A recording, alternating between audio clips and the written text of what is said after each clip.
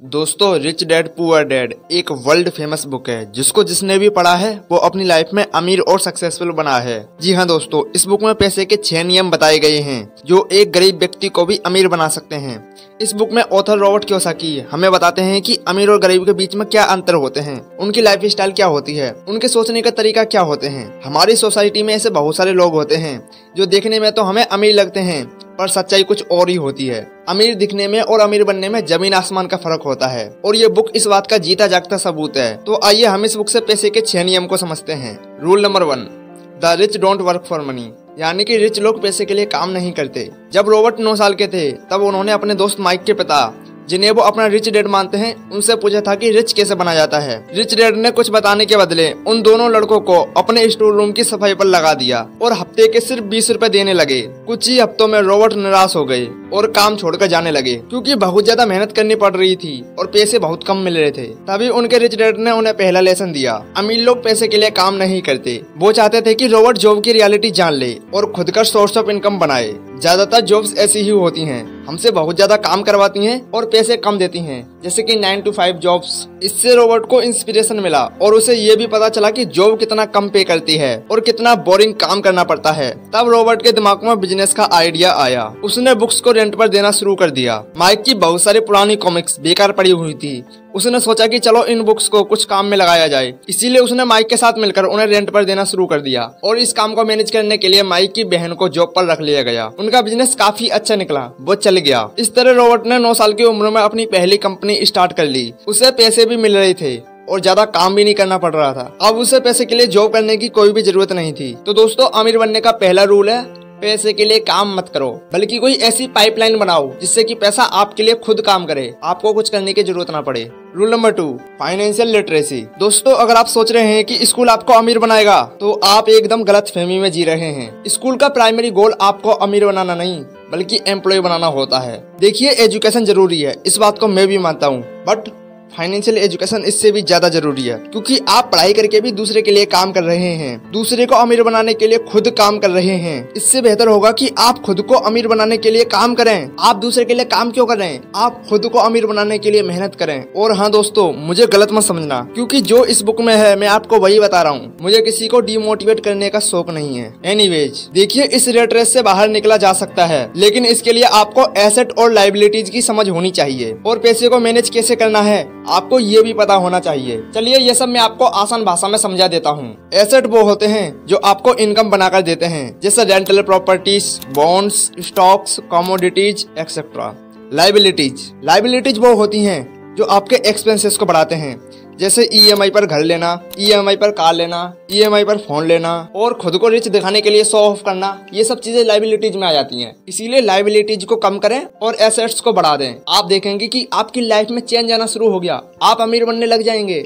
Rule number 3, mind your own business. दोस्तों, अगर मैं आपसे पूछ लूं कि जल्दी अमीर बनने का तरीका क्या है, तो आपके मन में भी बिजनेस का ही ख्याल आएगा। देखिए, बिजनेस ही एक ऐसा तरीका है जो आपको अमीर, बहुत अमीर बना सकता है, जिसकी कोई लिमिट नहीं है। आप उतना पैसा कमा सकते हैं बिजनेस से। देखिए दोस्तों, आज हमारे देश में बहुत सारे लोग बिजनेस की बदौलत अमीर बन चुके हैं, जैसे कि रतन टाटा, मुकेश अंबानी, गौतम अडानी। लेकिन दोस्तों, अब आप सोच रहे होंगे कि ये तो पहले से ही अमीर होंगे, तो ये आपकी गलतफहमी है। ये लोग हमेशा से ही अमीर नहीं थे, बल्कि इन्होंने भी गरीबी को देखा है और ये अपने दम पर बिजनेस करके अमीर बने हैं। अब आप कह रहे होंगे कि बिजनेस में तो बहुत ज्यादा रिस्क होता है, तो डेफिनेटली बिजनेस में रिस्क होता है, बट अगर आपको अमीर बनना है तो रिस्क तो आपको मैनेज करना होगा। देखिए, रिस्क ना लेना भी सबसे बड़ा रिस्क होता है, इसीलिए छोटा सा रिस्क लेकर अपनी लाइफ को बेहतर बनाएं।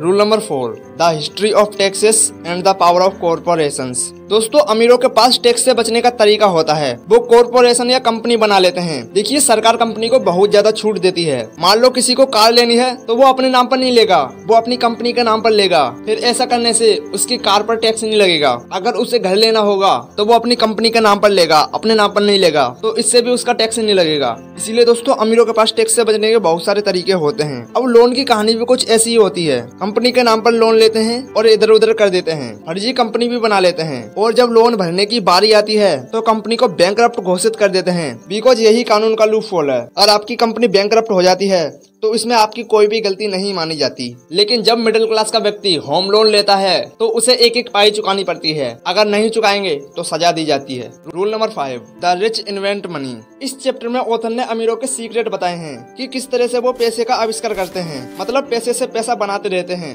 फॉर एग्जाम्पल, एक फिल्म स्टार जब अमीर बन गया तो उसने और पैसा कमाना चाहा, लेकिन उसे बिजनेस करना नहीं आता था, तो उसने कंसल्टेंसी के लोगों को हायर करके पूरे देश में जिम स्टार्ट करवा दिए। इससे वो और भी ज्यादा रिच हो गया। तो देखा दोस्तों, अमीर और ज्यादा अमीर कैसे बनते रहते हैं, क्योंकि उनके पास तरीका होता है अमीर बनने का, वो अपना दिमाग लगाते हैं। लेकिन मिडिल क्लास के लोग जॉब में फंसकर अपनी लाइफ को बर्बाद कर लेते हैं। देखिए, जॉब करना जरूरी है, बट जॉब के पीछे ही लगे रहना और जॉब के अलावा कुछ नहीं सोचना, ये बेवकूफी है। इसीलिए दोस्तों, आपको ये समझना होगा, पैसे से ही पैसा बनता है। Rule number 6, work to learn, don't work for money.